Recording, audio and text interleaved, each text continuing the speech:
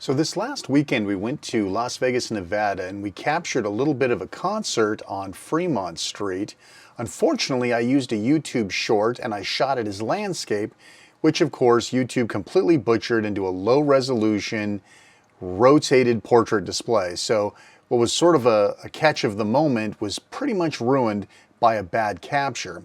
Let's see if we can't fix this bad capture together using artificial intelligence upscaling and a couple of tricks. Let's do it.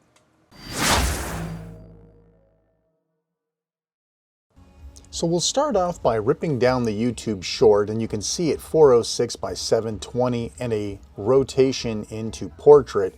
This is practically unusable. So I went ahead and did a rotation of it just using some over-the-counter stuff.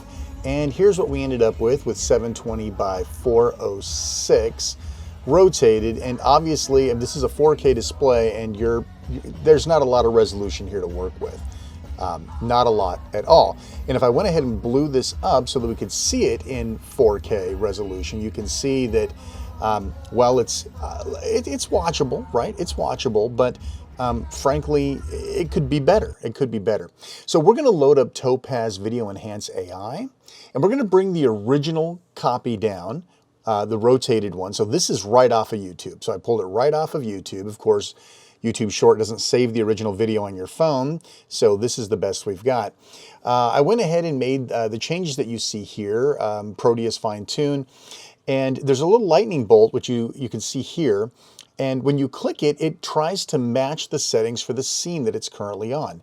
If I were to change to one of the close-up scenes where I've zoomed in and hit that auto configure again, you can see that it changes the settings. So I went ahead and did some processing with both these types of settings until I got what I wanted. And you can see here that when you do your preview, it's looking better. I mean, you can definitely see it's smoothed out a lot of stuff, and that looks pretty good, really. I mean, all things considered. So I went ahead and, like I said, I processed it a couple of different ways.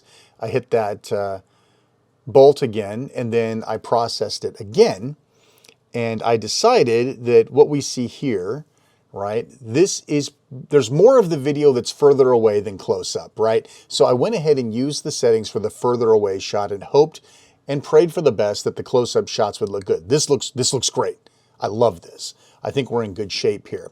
So I went ahead and processed the video using all these default settings in 4K, no film grain, and here's what we ended up getting. This is the 4K scaled up with Topaz.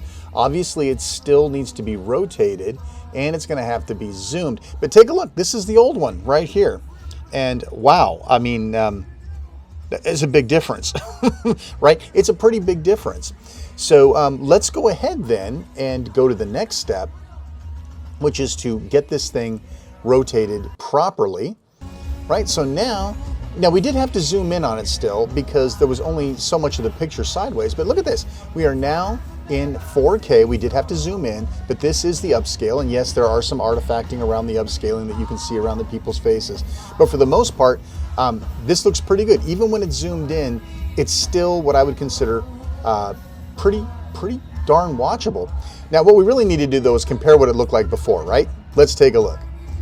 So before, with the zoomed up 720 by 406 version compared to our artificially enlarged and cleaned up version.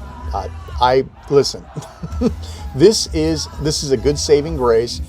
Is it perfect? No, but it's one of those situations where, you know, we do what we can to salvage what we have, and I thought this turned out relatively well, which is why I wanted to share it with you.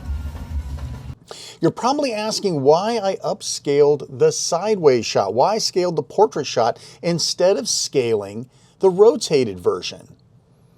Well, it's pretty easy if you think about it, right? We actually had more pixels in the rotated version. The version that was portrait already had more pixels. Here, take a look. If we try to scale up the pre-rotated or secondary rotated one, now we have pretty much a big blurry mess, which is why we did the portrait version.